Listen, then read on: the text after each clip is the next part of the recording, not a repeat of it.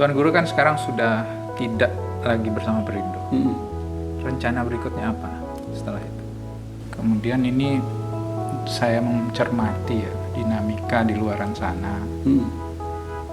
Masyarakat sepertinya sangat berharap ingin mengetahui sikap atau pilihan Tuan Guru.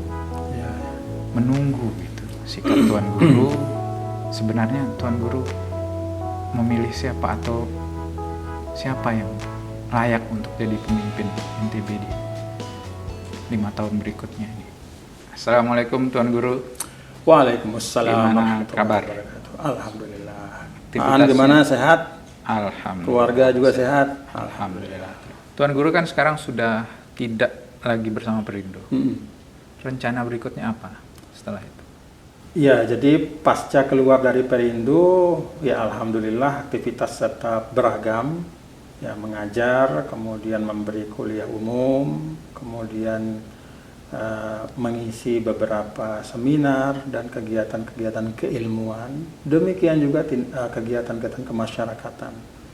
Dan yang menyenangkan terus terang bagi saya dan mungkin bagi banyak orang yang tidak terikat oleh satu jabatan struktural tertentu, ya, dia punya banyak sekali kesempatan untuk memperkuat silaturahim kulturalnya. Jadi ketemu teman, bertukar pikiran, ya. Itu semua hal-hal yang menyehatkan. Jadi insya Allah tetap aktif, produktif, dan mudah-mudahan bisa tetap ada kemanfaatan untuk masyarakat. Tapi belum ada rencana kemana gitu, berlabuh? Kalau kemana itu artinya ke partai politik apa, ya belum. Ya, tetapi sekali lagi kan aktivitas politik dalam makna umum itu juga ya setiap aktivitas kemasyarakatan, keumatan kita kan juga memiliki muatan itu. Ya. Dalam arti ada substansi yang terkait dengan membangun masyarakat, membangun bangsa. Kita baru saja melihat terbentuknya kepemimpinan nasional yang baru, Presiden Prabowo Subianto dan Wapresnya Gibran. Kemudian sudah terbentuk juga kabinet yang baru. Tuan Guru punya catatan atau pandangan terhadap itu? Yang ada harapan. Jadi harapan saya seperti kita semua ya, bahwa pemerintah ini berhasil. Berhasil pertama mengkonsolidasikan kekuatan nasional, yang kedua memaksimalkan semua potensi bangsa.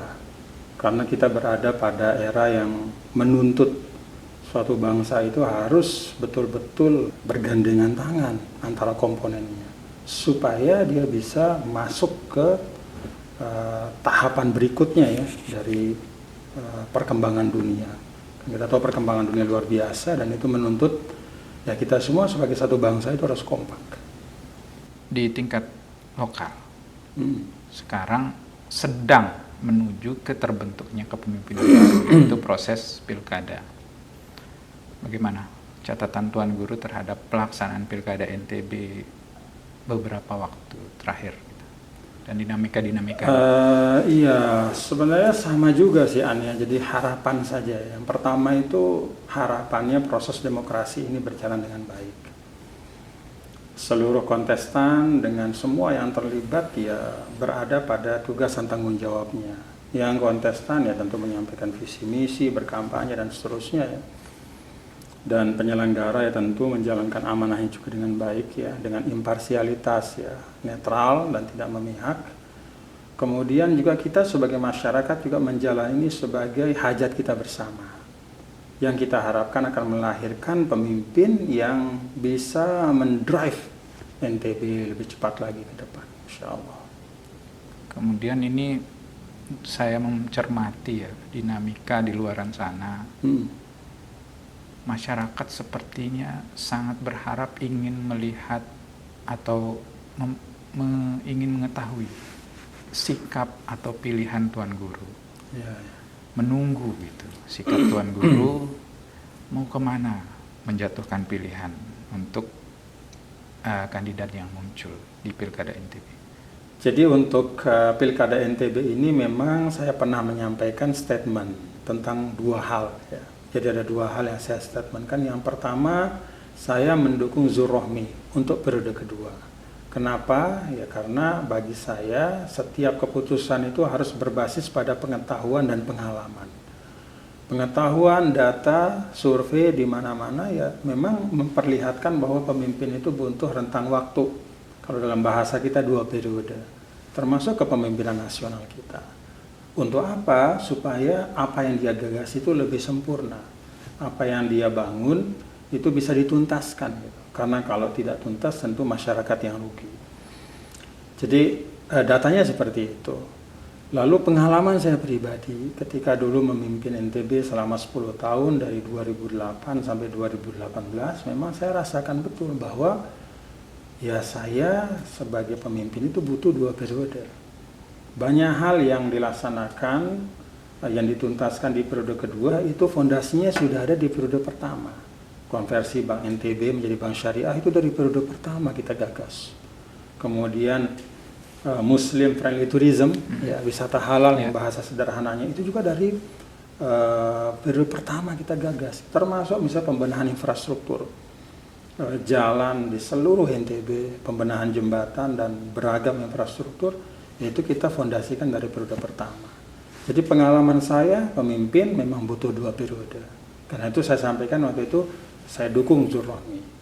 Walaupun sekarang memang sudah tidak relevan karena Zul bukan sama Rohmi, ya, tetapi ya saya melihat dan meyakini bahwa pemimpin itu butuh 2 periode untuk bisa menuntaskan apa-apa yang dia siapkan dan itu kembali kepada kemaslahatan masyarakat.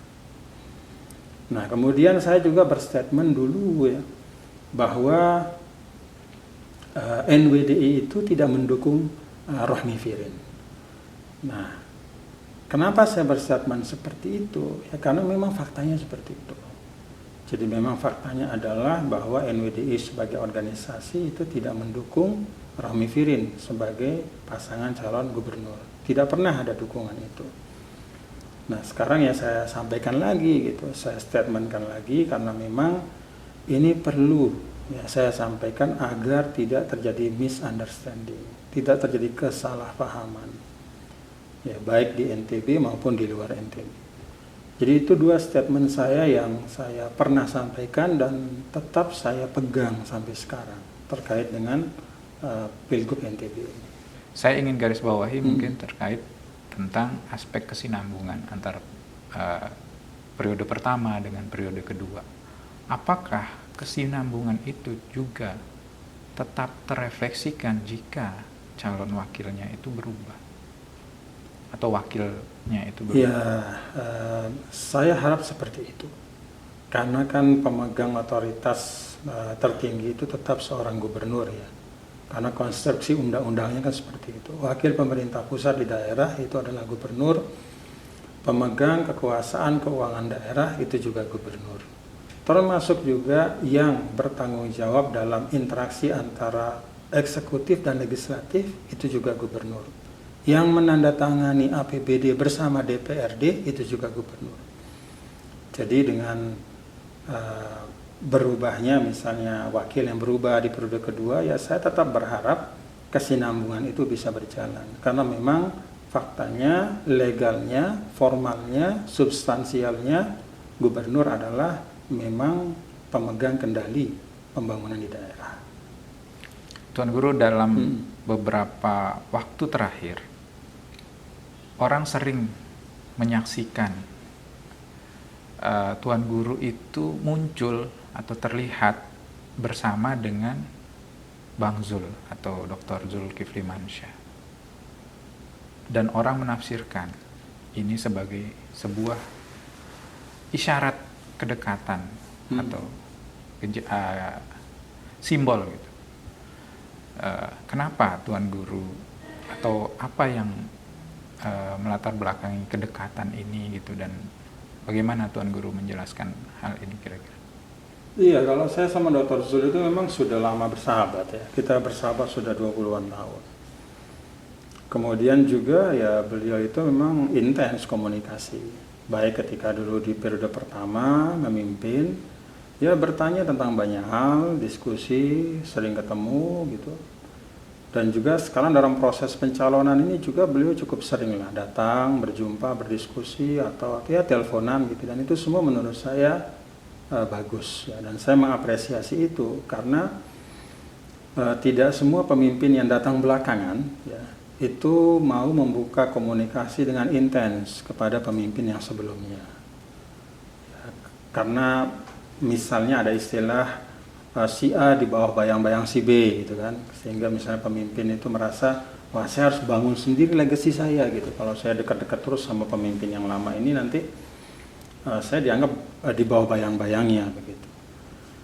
Nah kalau Dr. Zul yang saya lihat sih nggak ada nggak ada kekhawatiran itu, jadi ya mengalir saja, dan itu menurut saya hal yang harus saya apresiasi, menjaga persahabatan dan tetap melihat bahwa pemimpin-pemimpin yang ada yang sebelumnya sudah memimpin NTB itu bisa jadi memberikan kontribusi pemikiran untuk pengembangan NTB ke depan.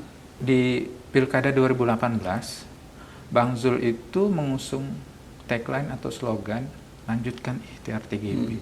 Itu adalah mungkin wujud keinginan Bang Zul untuk, atau Zul Rohmi waktu itu, untuk melanjutkan atau membangun kesinambungan antara satu pemimpin dengan pemimpin berikutnya. Sebagai orang yang ingin dilanjutkan gitu ikhtiarnya, Tuan Guru melihat seperti apa? Apakah memang benar sudah berlanjut atau ada hal-hal baru yang dibawa Bang Zul atau seperti apa? Tuan Guru mungkin punya perspektif soal 5 tahun kemarin. Ya, saya itu orang yang menghormati independensi setiap pemimpin. Jadi kalau ada tagline lanjutkan ikhtiar TGB ya saya senang saja. Maksudnya tentu bukan sembarangan semua mau dilanjutin ya, tetapi hal-hal yang baik tentu ya yang dilakukan oleh pemerintahan sebelumnya itu kemudian diperkuat, diakselerasi. Dan saya melihat alhamdulillah ada beberapa hal yang saya lihat diakselerasi ya, termasuk misalnya pembangunan pendidikan kita. Kemudian penguatan usaha-usaha industri kecil dan menengah. Ada juga yang saya lihat agak kurang diperhatikan, dan menurut saya ini penting ya ke depan untuk diperhatikan dan kemudian dikembangkan, yaitu Muslim friendly tourism. Itu menjadi kekuatan kita sebenarnya, yang sering disebut wisata halal. Bukan artinya wisata konvensional itu tidak baik, tetapi kalau kita bisa menghadirkan segmen Muslim friendly tourism, itu akan bisa memperbesar pangsa pasar wisatawan yang kita ambil. Jadi kalau dilihat ya memang alhamdulillah ada cukup banyak hal yang diteruskan ya, dan ada hal-hal yang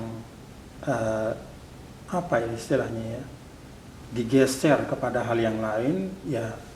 Kalau menurut saya sih ya itulah independensi dari seorang pemimpin. 5 tahun kemarin banyak orang yang menilai kepemimpinan atau prestasinya kurang maksimal. Tuan Guru punya catatan nggak? Ya, tentu ini kan era demokrasi ya, semua pihak boleh berpendapat, dan itulah kesehatan kita sebagai satu bangsa kalau ada pendapat dan pendapat yang berbeda, yang lalu kemudian kita cari solusinya yang terbaik, atau itu menjadi asas untuk kita meningkatkan sesuatu keadaan dari yang kurang menjadi lebih baik. Tetapi di sisi lain yang perlu kita ingat juga ya, dan ini kita alami bersama, bahwa pasangan Zul Rohmi itu di periode pertama memang menghadapi eksternal ya, tantangan eksternal dalam arti tantangan dari luar yang diciptakan oleh alam. Ada gempa bumi yang berkepanjangan pada waktu itu 2018 di awal pemerintahan, khususnya rehabilitasi, kemudian rekonstruksi, dan saya tahu persis itu memang membutuhkan sumber daya yang luar biasa besar. Lalu kemudian ada COVID-19, itu juga hampir 2 tahun. Jadi saya pikir pemimpin kita pada periode pertama kemarin itu sudah berusaha maksimal ya, dengan pencapaian-pencapaian yang ada, dan kita apresiasi itu. 5 tahun kemarin juga salah satu hal yang menonjol adalah maraknya event-event internasional. Dan mungkin juga ini akan menjadi hal yang menonjol juga dalam kepemimpinan NTB di masa depan gitu. Tuan Guru punya catatan soal itu? Ya tentu saya sebagaimana masyarakat NTB yang lain ya mengapresiasi itu ya. Karena menghadirkan event internasional ke NTB ini kan bukan sesuatu yang gampang. Ada 34, bahkan sekarang sudah 38 provinsi ya. Semuanya kan bersaing. Dan kalau kita bisa menarik satu event internasional itu menurut saya suatu pencapaian. Karena itu misalnya GP1, kemudian ada MXGP ya, kemudian juga event-event yang lain, termasuk nanti akan ada PON ya. Itu menurut saya itu modal untuk kita lebih mengenalkan NTB keluar dan juga memperkuat branding NTB sebagai daerah utama untuk destinasi wisata dan juga investasi. Dan saya mendorong ya untuk misalnya nanti kepemimpinan di periode kedua itu lebih diperkuat lagi sehingga sekali lagi kita beradab menjadi pilihan utama untuk pariwisata dan investasi. Itu akan mendrive pertumbuhan ekonomi kita di NTB. Ya. Oke, terhadap keseluruhan pelaksanaan pilkada NTB atau terhadap dinamika yang keseluruhan sekarang, tidak hanya di luar politik, Tuan Guru mungkin punya catatan atau seruan untuk masyarakat NTB? Harapannya kepada kita semua ya, ini pemilu kada ini kan pasti akan berlalu. Artinya pasca 27 November itu tidak ada lagi pilkada, gitu ya. Nah, dengan demikian maka kita harus ingat sejak sekarang bahwa nuansa yang harus kita bangun itu bukan kompetisi yang menihilkan, tetapi ini fastabiqul khairat. Setiap calon mengelaborasi gagasannya, mengkampanyekannya dengan sekuat tenaga, tentu dalam aturan yang ada. Tetapi setelah itu ya kita tetap bersaudara, gitu. Jadi jangan zero sum game, jangan apa istilahnya ya, mau menang dengan segala cara gitu. Jaga persaudaraan kita. Saya pikir itu yang penting ya, karena itu akan mewarnai langkah dari sekarang sampai kepada 27 November nanti. Kalau kita memaknakan ini sebagai kontestasi antar sahabat, maka akan lebih nyaman suasananya. Rakyat masyarakat pun akan merasa gelombang itu dari para calon pemimpin ini. Calon-calon pemimpin ini tidak bermusuhan ternyata, tapi mereka ini menawarkan gagasan, ya kita pilih mana yang terbaik untuk kita. Nah kalau itu yang kita bawa sih insya Allah NTB akan tetap nyaman dan itu modal. Ba'da atau pasca pilkada kita tidak terlalu lama untuk rekonsiliasi, tidak terlalu lama untuk berusaha berdamai karena kita tetap damai selama ini. Saya pikir itu. Baik. Terima kasih banyak Tuan Guru atas keluangan waktunya. Mudah-mudahan bermanfaat. Assalamualaikum warahmatullahi wabarakatuh. Waalaikumsalam warahmatullahi wabarakatuh.